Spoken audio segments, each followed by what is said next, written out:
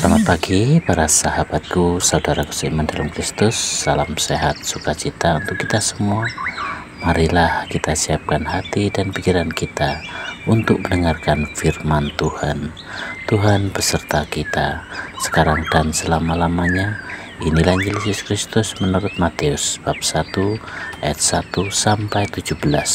Dimuliakanlah Tuhan. Silsilah Yesus Kristus. Inilah silsilah Yesus Kristus, anak Daud, anak Abraham. Abraham memperanakkan Ishak, Ishak memperanakkan Yakub, Yakub memperanakkan Yehuda dan saudara-saudaranya. Yehuda memperanakkan Peres dan Serah dari Tamar.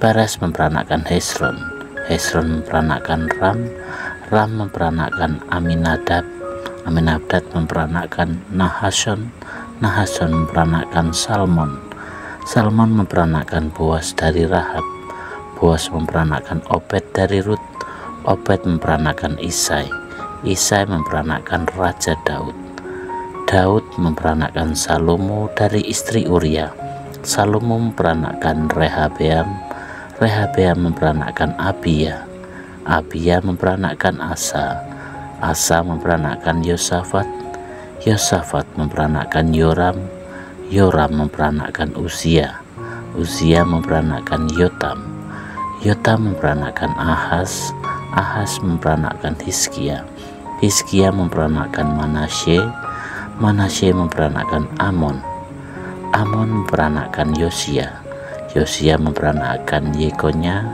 dan saudara-saudaranya pada waktu pembuangan ke Babel. Sesudah pembuangan ke Babel, Yekonya memperanakkan Seltil, Seltil memperanakkan Zerubabel, Zerubabel memperanakkan Abihud, Abihud memperanakkan Eliakim, Eliakim memperanakkan Asyur, Asyur memperanakkan Sadok, Sadok memperanakkan Akim, Akim memperanakkan Eliud, Eliud memperanakkan Eliazar, Eliazar memperanakkan Matan, Matan memperanakkan Yakub, Yakub memperanakkan Yusuf suami Maria yang melahirkan Yesus yang disebut Kristus. Jadi seluruhnya ada 14 keturunan dari Abraham sampai Daud, 14 keturunan dari Daud sampai pembuangan ke Babel, dan 14 keturunan dari pembuangan ke Babel sampai ke Kristus. Demikianlah Injil Tuhan, terpujilah Kristus. Selamat pagi para saudara seiman dalam Kristus. Dalam bacaan Injil hari ini mengisahkan tentang silsilah Yesus, dan hal ini biasanya dianggap sangat membosankan. Mengapa? Karena berupa daftar panjang nama-nama silsilah Yesus.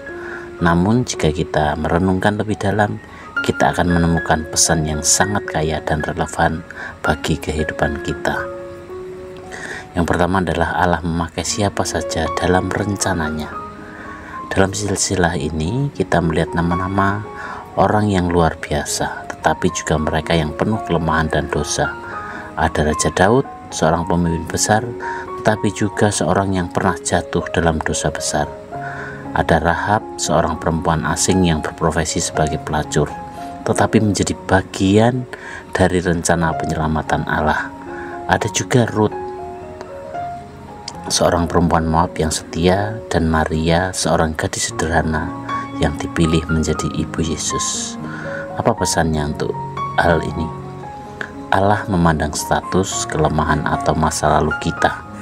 Ia bisa memakai siapa saja yang bersedia menjadi alatnya. Hal ini mengingatkan kita bahwa hidup kita meskipun penuh kelemahan tetap berharga di mata Tuhan. Yang kedua adalah rencana Allah berlangsung melalui generasi. Silsilah Yesus menunjukkan bahwa Allah bekerja dalam waktu yang panjang melalui banyak generasi untuk memenuhi janjinya. Janji Allah kepada Abraham bahwa ia akan menjadi berkat bagi semua bangsa akhirnya terpenuhi dalam diri Yesus Kristus.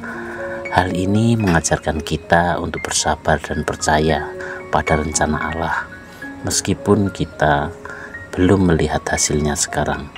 Mungkin apa yang kita lakukan hari ini akan berdampak besar bagi generasi yang akan datang. Yang Yang ketiga adalah semua orang penting di mata Allah. Setiap nama dan silsilah Yesus memiliki tempat dan peran penting. Begitu juga dengan kita. Dalam rencana Allah, tidak ada orang yang tidak penting. Meskipun kita merasa kecil, biasa saja, atau tidak berpengaruh, Allah melihat kita berharga dan memiliki peran dalam rencananya. Yang keempat adalah Yesus adalah penggenapan janji Tuhan. Silsilah ini menunjukkan bahwa Yesus adalah Mesias yang dijanjikan Raja yang berasal dari keturunan Daud. Namun Yesus bukanlah Raja duniawi yang penuh kemewahan. Ia lahir dalam kesederhanaan untuk menunjukkan bahwa keselamatan adalah untuk semua orang, termasuk yang paling sederhana di antara kita. Sebagai refleksi untuk kita bersama adalah, apakah kita percaya bahwa Allah dapat memakai kita dengan segala kelemahan kita untuk menjadi berkat bagi orang lain? Apakah kita bersabar menanti rencana Allah dalam hidup kita, meskipun hasilnya belum terlihat sekarang? Bagaimana kita bisa menjadi bagian dari rencana Allah untuk membawa kasih dan keselamatan kepada orang-orang di sekitar kita? Demikianlah yang dapat kita sampaikan, dan semoga ini berguna untuk perkembangan iman kita. Dan marilah kita akhiri dengan doa. Dalam nama Bapa dan Putra dan Roh Kudus. Amin. Tuhan Yesus, terima kasih untuk rencanamu yang indah dalam hidup kami. Engkau memakai orang-orang sederhana, penuh kelemahan, untuk melaksanakan rencana keselamatanmu. Pakailah kami ya Tuhan, meskipun kami penuh kekurangan, agar hidup kami dapat memuliakan namamu dan membawa kasih-Mu kepada orang lain. Amin. Dalam nama Bapa dan Putra dan Roh Kudus. Amin.